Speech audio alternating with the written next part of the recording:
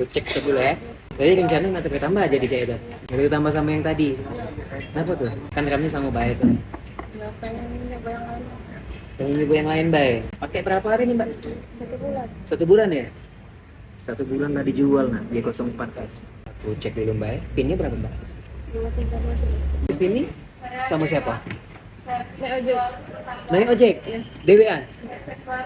Dari sana? Kena berapa jadi ongkosnya? 20. 20.000. Balik pergi jadi. Jadi kan aku belinya berapa nih? 95. Jadi ini aku beli 1.000. Ya, aku tambah ya. Kemarin beli di kena berapa? Ada loh kan? Satu berapa?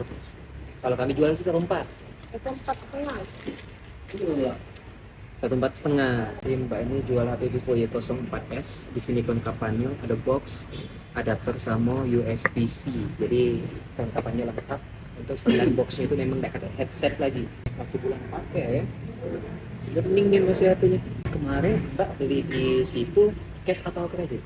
Beli cash ya. Mbaknya jual full set, aku jual ke mbaknya full set juga.